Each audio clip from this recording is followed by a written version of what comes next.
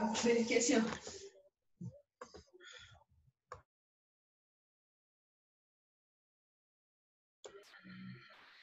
Primeiro.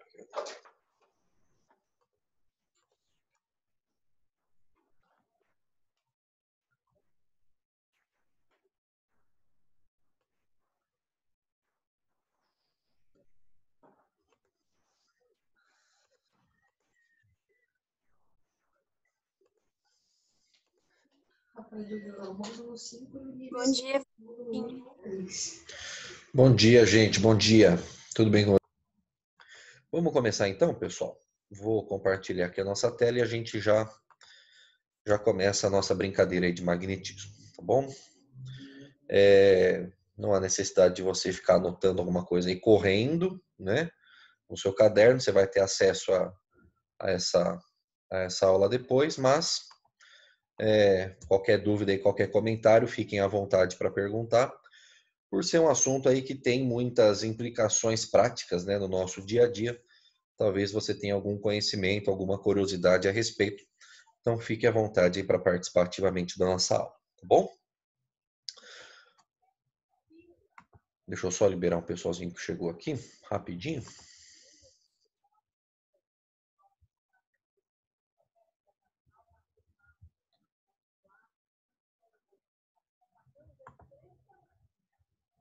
Pronto.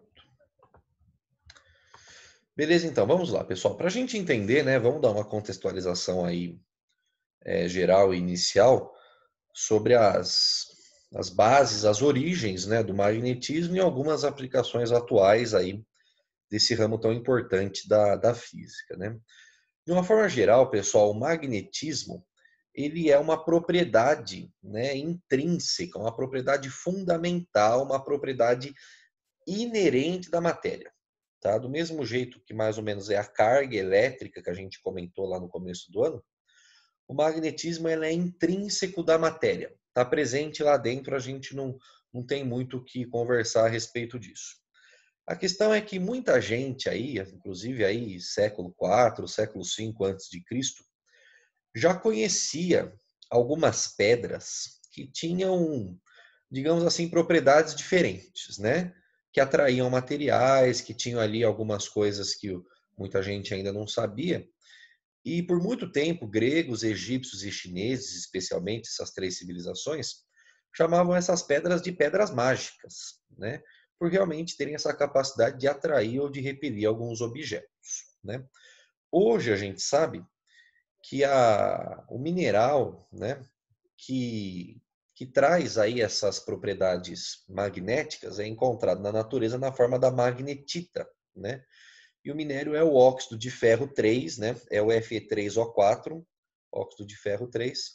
Tem uma imagem aqui de uma magnetita, tem vários tipos, né? Ela segue mais ou menos esse jeitão aí, né? E todos os materiais, pessoal, que tem óxido de ferro dentro deles, eles são chamados de ímãs permanentes, tá? Eles já vêm de fábrica, vamos dizer assim, né? Com essa propriedade. A gente pode produzir ímãs, a gente pode induzir materiais a ter propriedades magnéticas, mas esses são os caras aí prontos de fábrica, de natureza, os ímãs permanentes, tá bom? E hoje em dia, pessoal, a gente tem aí uma cacetada de utilidades práticas, né, de aplicações práticas do magnetismo, né? Todo cartão, pessoal, cartão de crédito, cartão, né, que tem algum tipo de leitor aí em catraca, de biblioteca, cartão aí de plano de saúde, né? Tudo isso é lido, né, através de propriedades magnéticas, tá? Os discos rígidos aí dos nossos computadores possuem propriedades magnéticas que vão estar associadas à questão do processamento e da leitura dos dados, né? Alguns meios de transporte, pessoal, também carregam propriedades magnéticas. O próprio motor elétrico, que apesar de ser elétrico, tem magnetismo lá dentro. E em países mais avançados, como por exemplo o Japão, nós temos aí o Mega Leve. Se tiver curiosidade, depois dá uma pesquisada, que são os trens, né? Muita gente aí fala que é o trem bala, né? Mas o Mega Leve é uma tecnologia ainda mais avançada, que é o trem magnético, né? O trem ele flutua, vamos dizer assim, no trilho. através de superímãs, tá? E isso é usado como meio de transporte, tá? E na parte aí da física médica, né, da aplicação clínica, a gente tem a ressonância magnética, né? Não lembro se eu comentei com você ano passado, quando a gente teve aquele ciclo de palestras em física médica, a, a ressonância magnética ela não utiliza radiação, né? Diferente da radioterapia, da medicina nuclear, a ressonância magnética usa de fato o campo magnético, né? Um ímã, tem um ímã gigante lá dentro. Ímãs, pessoal, na física também são chamados de magnetos, tá? Daí que vem o nome aí do nosso super-herói, né? E esse ímã gera um campo magnético e através de algumas análises ali que acontecem nos prótons, dos átomos de hidrogênio, movimentos de precessão, radiofrequência, tudo isso a gente consegue ter aí um mecanismo de captação e interpretação de imagens, tá? Só para você ter uma ideia, pessoal, eu tive uma matéria na faculdade só de ressonância magnética, 6 meses, estudando aí toda a física, a matemática envolvida por trás aí desse equipamento. Tem muita coisa envolvida, para quem tem curiosidade aí, depois eu posso mandar um artigo, uma apostilinha a respeito, é algo realmente muito interessante e tem muita gente fazendo pesquisa com ressonância, não só aplicando aí na questão clínica hospitalar, tá bom? Essas são as principais, talvez aí, utilidades do dia a dia de questões magnéticas, tá bom? Vamos avançando aqui, então, pessoal. Existem 3 tipos de materiais na natureza com propriedades magnéticas, né? O principal deles, que é o que a gente mais estuda aí no ensino médio, são os ferromagnéticos, né? A propriedade do ferromagnetismo. Esses materiais, pessoal, possuem grande interação com os magnetos, como eu comentei, né? Com os ímãs. E quando você tem um campo magnético externo, e a gente vai entender na forma de uma imagem como que isso que acontece, esses materiais eles se alinham a esse campo magnético. Então, os principais que a gente tem são o ferro, o níquel e o cobalto. Então, olha como isso acontece, pessoal, numa imagem. Ó. Você tem lá um ímã na forma de barra, né? E a galera colocou ali nessa imagem um pouco de limalha de ferro. É ferro meio que em pozinho, lá uns grãozinhos menorzinhos. Como o ferro é um material ferromagnético, ele se alinha ao campo magnético que é gerado por esse ímã. E por isso que ele segue esse padrão aí bonitinho organizado que está nessa imagem que eu coloquei para você, tá bom? A própria bússola, né, pessoal? A gente vai conversar bastante sobre bússola, que é uma utilidade, também uma aplicação prática. Ela se alinha a um campo magnético externo, que se você não tiver nenhuma influência aí de cerca elétrica, de celular, de torre de celular, especialmente, né, não estiver muito perto da sua bússola, ela vai se alinhar ao campo magnético da Terra, porque ela é feita de um material ferromagnético. Tá bom? Existe um outro material, pessoal, outros materiais que são chamados de paramagnéticos, né? O paramagnetismo, pessoal, aborda aí substâncias que têm uma interação um pouco menor já com os ímãs, e eles são atraídos pelos ímãs, tá? É uma atração ligeira, uma atração suave, tá? Bem diferente aí do ferromagnetismo. Então você tem o alumínio, a platina, o cromo, oxigênio, pessoal. Tem muita gente que acha que só metais, né, têm propriedades magnéticas. Isso não é verdade, né? Para quem tem curiosidade, quando a gente aborda questões quânticas, né, questões subatômicas aí das nossas moléculas e tal, existe uma propriedade lá dentro, lá dos prótons, dos elétrons, tal, que é chamado de momento angular, né? É uma propriedade intrínseca da matéria, tal qual é o spin. E esse momento magnético é ele que se alinha, né, a um campo magnético externo, no sentido de aproximar ou de afastar. E todos os átomos possuem essa propriedade, tá? Alguns vão ser de afastamento, alguns vão ser de aproximação, né, no sentido de atração, né, melhor dizendo, mas todos eles possuem, tá bom? E o outro tipo de magnetismo que a gente tem é o diamagnetismo, né? Eles também possuem uma pequena interação magnética, do mesmo jeito que é o paramagnetismo, só que ao invés de eles serem atraídos pelo campo magnético, eles são repelidos, tá? São afastados. Então, a gente tem o ouro, tem a prata, o mercúrio, o zinco, o vidro, a água. A água tem propriedades diamagnéticas, tá? Na prática, pessoal, os materiais paramagnéticos e diamagnéticos, a gente chama eles de não magnéticos, tá? De fato, o que a gente vai estudar no ensino médio, aí os ímãs, tal, tudo isso é ferromagnético, tá?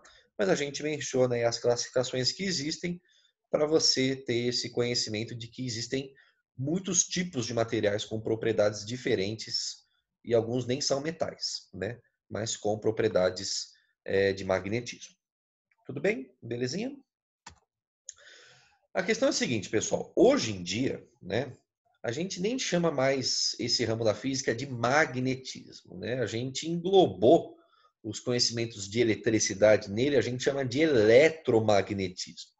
Então, na verdade, a gente tem o magnetismo por si só, né, essa questão do ímã, mas ele tem uma relação muito próxima com a eletricidade, né? E quem descobriu essa relação entre esses dois ramos, que eram aparentemente diferentes na física, foi o Hans Ørsted.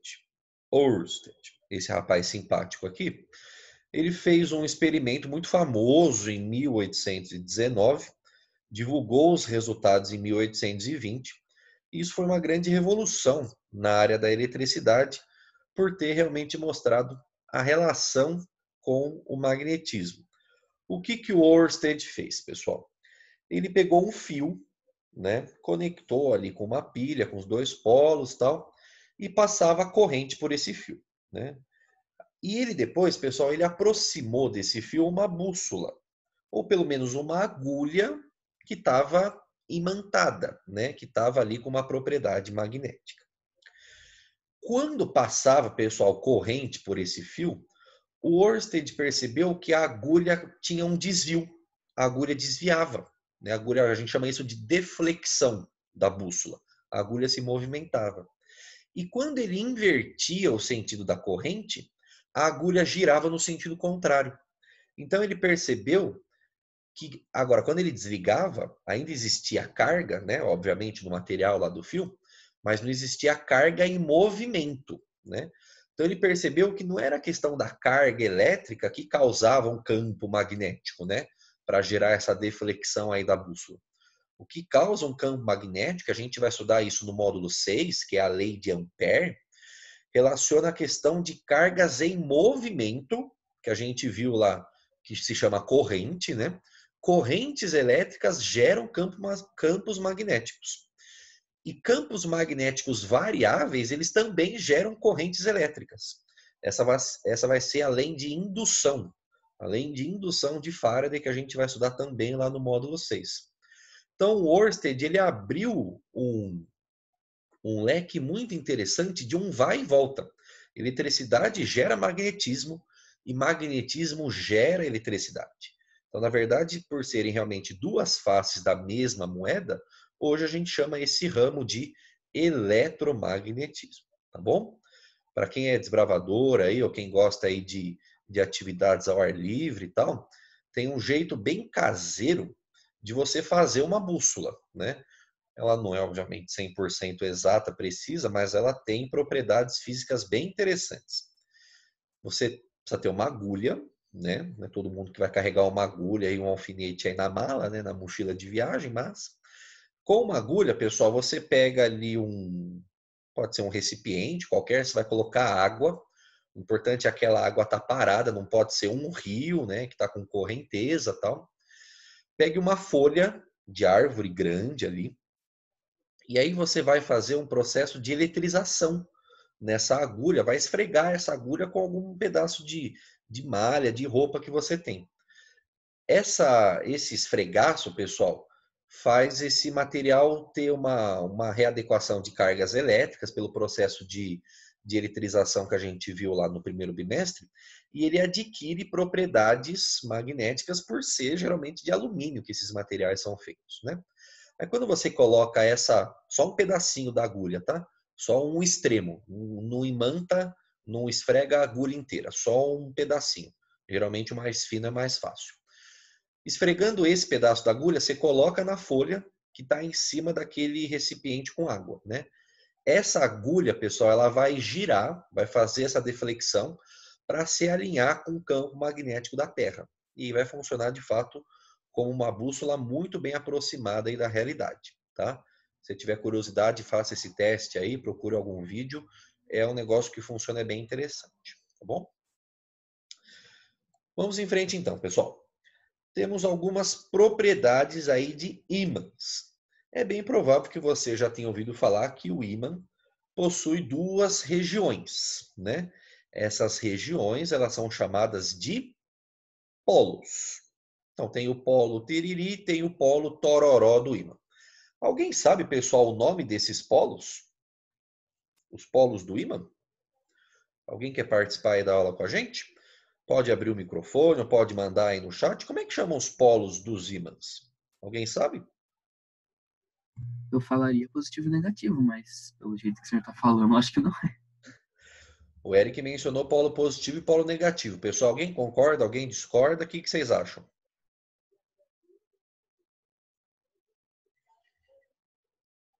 Alguém mandou aqui no chat, deixa eu ver. O Matheus mandou que é polo norte e polo sul. E aí, pessoal? É positivo e negativo, é norte e sul. Realmente, pessoal, para ímã, os polos são norte e sul, tá? Polo positivo e polo negativo, pessoal, é para gerador, é para pilha, tá?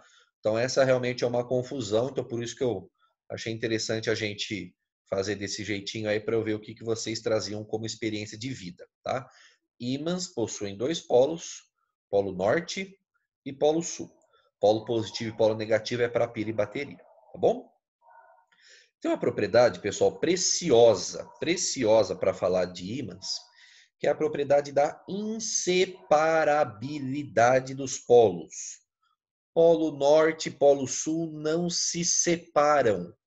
É impossível você ter um ímã só com um polo, só com o polo norte ou só com o polo sul. Como que isso acontece na prática, pessoal? Você pega um ímã, pode ter ímã de diversas formas, né? Tem ímã em forma de barra, tem aqueles ímãs lá em forma de ferradura, em forma de U, não tem problema. Todos os ímãs vão ter dois polos, polo norte e polo sul. E esses ímãs, pessoal, eles são inseparáveis. Independente, preste atenção no que eu estou te falando. Independente de onde você quebra esse ímã. Quebra um pouco mais para lá, quebra um pouco mais para cá, quebra no meio, não interessa. Você vai ter ímãs menores de tamanho, mas todos eles vão permanecer tendo polo norte e polo sul. Na prática, a gente não sabe como que acontece essa manutenção dos polos juntos. O que a gente sabe é que acontece. É impossível separar polo norte e polo sul de um ímã. Por isso que a gente diz que não existe o monopolo magnético, né? O ímã que tem só um polo. Então, o que na verdade a gente tem é o dipolo magnético. Sempre. Todo ímã é um dipolo magnético. Polo norte e polo sul são as amigas inseparáveis da hora do intervalo, sempre andam juntas, nunca estão separadas, ok? Outra propriedade, pessoal, que a gente tem, que essa com certeza você conhece muito bem, que é a questão da atração ou da repulsão de ímãs. A gente viu, pessoal, atração e repulsão de cargas elétricas lá na força de Coulomb, lá no comecinho do ano. A gente viu que cargas elétricas de mesmo sinal se repelem e cargas elétricas de sinais opostos se atraem. Aqui, para os ímãs, é a mesma coisa. Só que agora a gente vai falar com relação aos polos. Então, polos diferentes. Deixa eu só colocar o laserzinho aqui. Polos diferentes se atraem. Polo norte atrai polo sul atrai polo norte. Polos iguais se repelem. Polo sul repele polo sul, polo norte repele polo norte. Então, a questão dos opostos se atraírem, né, permanece do mesmo jeito que a gente tinha lá com as cargas. Antes era o sinal da carga, agora aqui é o nome do polo norte e do polo sul, tá bom? E agora, pessoal, a gente tem que tomar um pouquinho de cuidado, porque isso traz um pouco de confusão, tá? Mas a gente vai melhorar isso aqui para você. Existe uma relação, pessoal, muito íntima, muito próxima, entre os polos magnéticos, né, dos ímãs, com os polos geográficos da Terra. Você já deve ter ouvido falar, pessoal, que a Terra é um ímã gigante. Já ouviu falar nisso? de fato a Terra é. Por quê? Porque lá dentro dela, abaixo da crosta, a gente tem o manto, tem o núcleo e tal. Nós temos metais, especialmente ferro e níquel, são os mais comuns, que eles estão derretidos e eles estão lá como se fosse num alto forno. E a gente viu, pessoal, que esses metais, ferro e níquel especialmente, eles têm propriedades ferromagnéticas, né? Então eles têm uma propriedade de gerar um campo magnético muito facilmente, diferente do para e do diamagnético.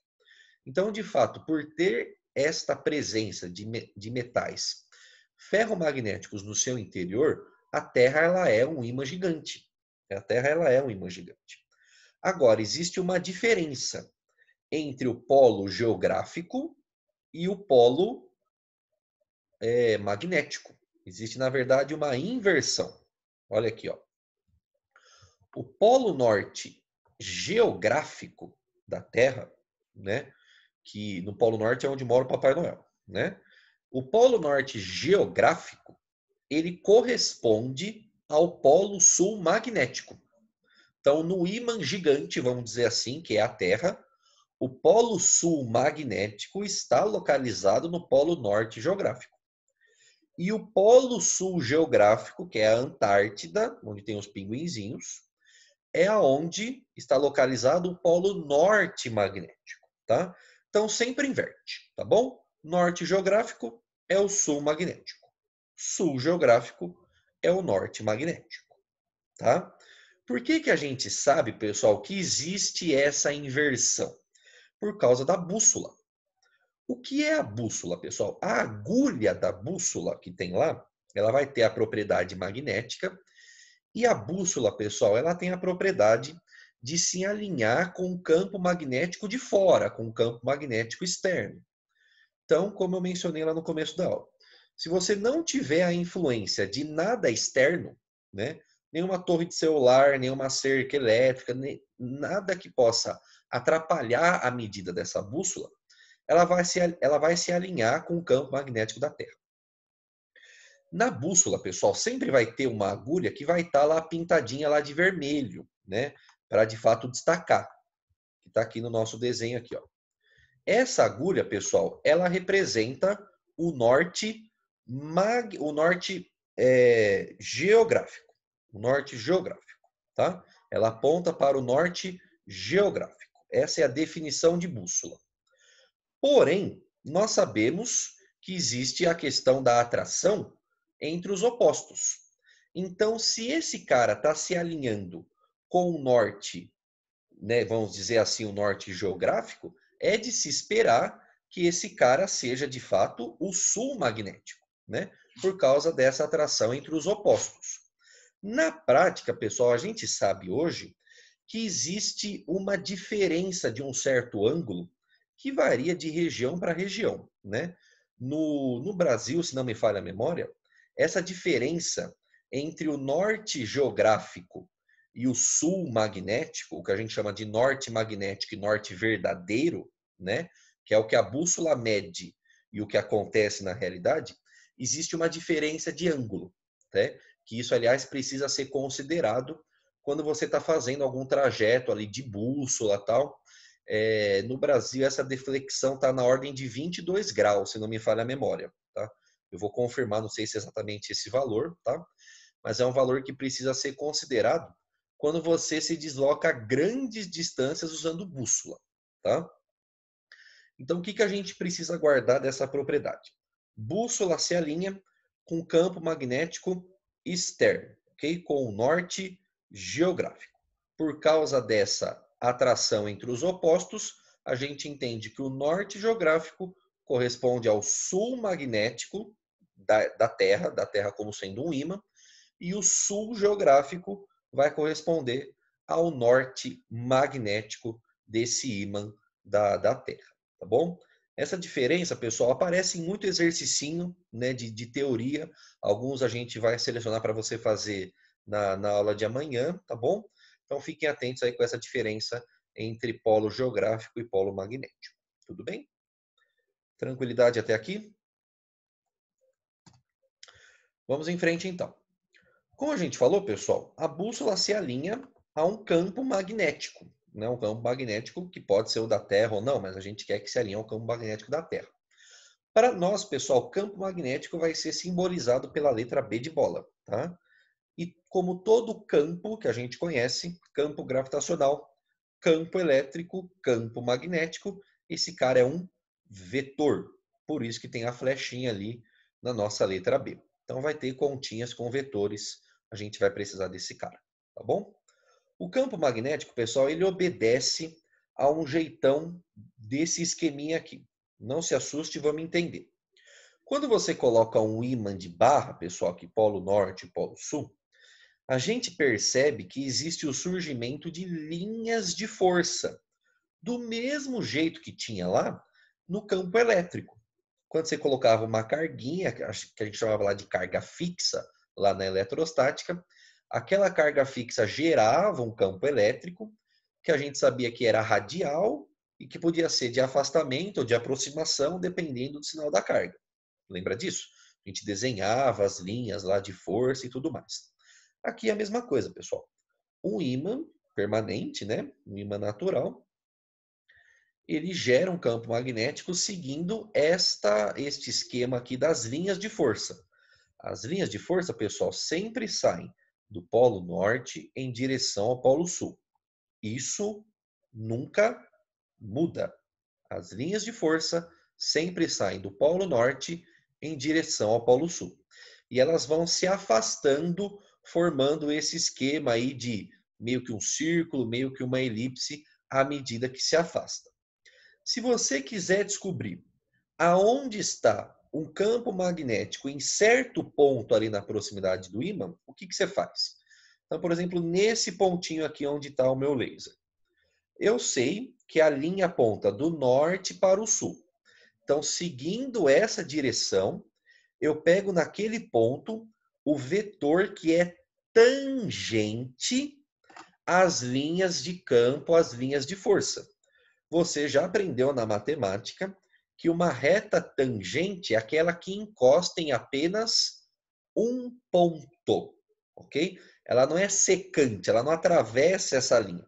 Ela só encosta meio que de raspão em um único ponto. Então, esse cara aqui, ó, é o vetor campo magnético neste pontinho aqui. Você percebe que ele está seguindo a ordem das linhas, indo do norte para o sul. Se você troca de lugar, por exemplo, aqui, ó, ele continua seguindo o sentido da linha tangente nesse ponto. Vem aqui para baixo, ó. Vem aqui para baixo, nesse pontinho aqui, tangente às linhas naquele ponto e obedecendo a direção norte e sul. Nesse pontinho que está aqui agora, tangente às linhas de força, obedecendo a direção norte e sul, tá bom? Então sempre vai ser dessa forma, tá bom, pessoal? Mandaram aqui para mim no bate-papo, pessoal, se essa força, a gente vai conversar sobre a força magnética na aula de quarta-feira, né? Por enquanto a gente só está falando com relação ao campo. Se ela pode influenciar no formato da Terra. A questão é a seguinte, pessoal. A gente tem que tomar um pouco de cuidado, né? O formato da Terra, a gente sabe que não é uma esfera perfeita, a gente chama isso de geóide, né? O geóide é uma esfera que está aproximadamente ali achatada nos polos, né? Não é correto dizer, pessoal, que nos polos geográficos existe um maior campo magnético, né? Não é essa a questão, né? Então não dá para dizer que por causa disso é que a Terra ela é achatada nos polos, né? E o que existe de influência do campo magnético com relação à Terra, com relação à manutenção da vida na Terra e outras coisas, né? É um outro detalhe que eu vou inclusive abordar nesse slide, né? A existência de um campo magnético no esquema que é o da Terra, ela é fundamental para a manutenção da vida aqui no planeta. Eu vou mostrar uma imagem para vocês como que isso acontece, tá? Quando você coloca bússolas aproximadas lá de um ímã, elas vão se alinhar, pessoal, dessa forma.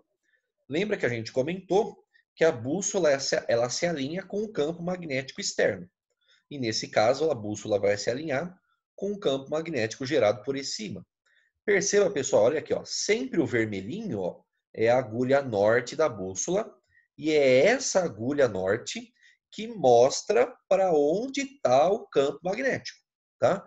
Percebe só, essa bússola que eu estou aqui circulando aqui com o laser, ela está praticamente na mesma localização desse ponto que está aqui no desenho, ó. E olha como a coisa obedece, ó. Olha para onde está o campo aqui desenhado, ó. Tá nessa diagonal aqui, esquerda para baixo, né? E olha para onde está o campo, a bússola, onde ela está apontando aqui no desenho. A diagonal esquerda para baixo, né? Por quê? Porque a bússola, a agulhinha lá vermelhinha, a agulha norte da bússola, a parte norte da bússola, sempre se alinha com o campo magnético externo. E esse cara está obedecendo as linhas de força que a gente viu no desenho aqui, indo sempre do norte para o sul, tá bom? O que eu mencionei, pessoal, a respeito da Terra, né, do campo magnético da Terra, ser necessário para a manutenção da vida. Por quê? Porque do jeito que ele acontece, né, do polo norte magnético para o polo sul magnético, ou seja, o campo magnético da Terra sai do sul geográfico para o norte geográfico, né? A gente sabe, pessoal, que esse campo magnético, ele causa uma deflexão de raios solares. Se os raios solares batessem na Terra do jeito que eles vêm, né, a manutenção da vida na Terra não seria possível. Então, existe de fato uma deflexão, especialmente mais perto dos polos, né? Por isso que os nossos polos, tanto magnéticos como geográficos, né, eles são congelados, porque existe essa deflexão de raios solares mais acentuada, né? Então, esse desvio de raios solares dá uma filtrada, vamos dizer assim, né, na intensidade máxima, para chegar até nós uma quantidade que é mais razoável e mais acessível à manutenção da vida na Terra. Então percebe que existe aí um cuidado divino até na questão de campo magnético terrestre para desvio de grandes quantidades de raios solares, né? A gente tem outros mecanismos de proteção, a própria camada de ozônio, o efeito estufa natural da Terra, né? Tudo isso aí, modos da gente ser protegido aí de incidências solares maiores do que a gente aguentaria, tá bom? Belezinha? Tranquilidade até aqui, pessoal? Tudo bem? Caminhando então para o nosso final já, pessoal, a aula de hoje ela é mais aí descritiva, a gente não vai fazer nenhuma continha hoje, a gente vai chegar nas continhas, tá? Mas essas ferramentas básicas, essas propriedades básicas, pessoal, elas vão permear muito, muito do nosso estudo, tá? Na parte do magnetismo, tá? Mandaram para mim que vocês têm aula de matemática 10h30, tá? Eu vou encerrar então, 5 minutinhos eu encerro. A gente permanece fazendo esse estudo aí nas próximas aulas, tá bom? Não quero atrasar vocês. Vou só terminar com esse slide aqui. A unidade, pessoal, de campo magnético que a gente tem no sistema internacional é o Tesla. Em homenagem aí ao Nikola Tesla, né? Um dos cientistas mais renegados, né? Da história da física, da ciência, né? O Edison, né? O Thomas Edison, que ficou muito famoso aí por causa da lâmpada, ele é um cara muito sem vergonha, né? Ele pegou muitos trabalhos aí de outros cientistas e ficou com a fama. E alguns desses trabalhos eram de Tesla, né? Tesla é um cara que descobriu a questão da corrente alternada, que é fundamental hoje para todos os circuitos elétricos que a gente tem. O Tesla, ele morreu pobre, sozinho, louco e apaixonado por uma pomba, né? Só para vocês terem noção do que aconteceu com esse cara em virtude aí dele não ter sido valorizado como ele merecia, né? Em homenagem a ele, o Sistema Internacional batizou a unidade de campo magnético Tesla. Existe uma outra unidade de campo magnético que é o Gauss, né? G maiúsculo, mesmo Gauss, que a gente estudou ano passado lá na equação lá dos espelhos e das lentes esféricas, tá? Gauss, um cara fabuloso aí. E a conversão entre Gauss e Tesla está aí. 1 Gauss igual a 10 elevado a menos 4 Tesla. Muita gente pergunta, professor, para mim, professor, o que é um valor de campo magnético, né, razoável aí para os nossos padrões? Então, só para vocês terem noção de alguns valores e com isso eu encerro a nossa aula, a gente continua aí nos próximos dias. Isso é só para vocês terem noção de valor, de quantidade. O campo magnético da Terra, pessoal, está na ordem de microtesla. Micro, pessoal, é 10 elevado a menos 6. É um campo magnético muito pequenininho. Por isso que qualquer influência externa deixa a bússola já doidinha. Né? Ela não vai se alinhar com o campo magnético da Terra. É um campo muito sensível. Tá? De um ímã, pessoal, comum, desses ímãs de geladeira e ímã de barra, o campo já é 0,01. Né? Você percebe que é aí praticamente 1000 vezes maior do que o campo magnético da Terra. Um campo gerado por um ímã desse tamanhozinho. Campos de ressonância magnética, pessoal, estão na média aí de 2 Tesla. Né? Ressonâncias para pesquisa, né, que não são para análise clínica, já tem campos até maiores, tá? Mas é uma base aí de 1, 2, 3 Tesla, campos magnéticos clínicos, tá? Para você fazer o seu exame, tá? Os maiores campos artificiais que o homem já produziu foram através de correntes pulsadas, chega na ordem de 800 Tesla. Gente, isso é um campo magnético absurdo. Mas não chega nem perto dos campos magnéticos presentes nos núcleos de estrelas de nêutrons. Então, na casa de 10 elevado a 8 Tesla, pessoal. Né? 10 elevado a 6 é milhão, então isso dá 100 milhões de Tesla. Campos magnéticos de estrelas de nêutrons são algo realmente aí fora do escopo do parâmetro normal do planeta Terra, tá? Mas isso é só para você ter noção de valores aí que a gente tem em campos magnéticos, né? E só um gifzinho, pessoal, para você ver o que um ímã faz com o fluido magnético, né? É um fluido magnético aí na base de ferro e de níquel derretido, alguns outros metais, e percebe os padrões que ele forma quando ele é atraído por um ímã, né? Forma uns desenhos diferentes, né? Quem tem curiosidade, pessoal, pesquisa aí alguns GIFs de magnetismo, são coisas realmente interessantes que o magnetismo causa aí com alguns materiais, com alguns superfluidos montados artificialmente, tá? E só para você ter noção, com isso eu encerro, prometo, é o último slide. O que a gente vai ver aí nas próximas aulas, no próximo mês de aula. Na quarta-feira a gente vai ver força magnética. E essas duas regras aqui, pessoal, isso aqui é o carro-chefe do magnetismo no ensino médio. Regra da mão direita, regra da mão esquerda. Vou gravar vídeos explicando como que a gente vai usar as nossas mãozinhas que Deus nos deu para ajudar na resolução de exercícios de magnetismo. Vai ter uma associação, pessoal, do movimento de cargas em um campo magnético com o movimento circular, algo que você estudou lá nos áureos primeiros anos do ensino médio. A gente vai precisar relembrar de movimento circular. Aí a gente vai relacionar a eletricidade com o magnetismo na lei de Ampère e na lei de Faraday, que é a lei da indução eletromagnética. Vamos estudar um pouco sobre espiras, transformadores, solenoides, tá? Tudo isso vai fazer parte aí do nosso estudo de magnetismo. Tá bom? Pessoal, então, sem mais delongas, vou liberar vocês têm aula. Vou anexar essa aula gravada e vou disponibilizar também os slides lá para vocês no iClass, tá bom? Hoje, sem exercício, sem atividade, mando para vocês uns exercicinhos na aula de amanhã. Tá bom, bonitezas? Ó, beijo no coração, fiquem com Deus, se cuidem, tô com muitas saudades de vocês mesmo, tá bom? Beijo no coração, tamo junto, até amanhã. Fiquem com Deus. Tchau, tchau.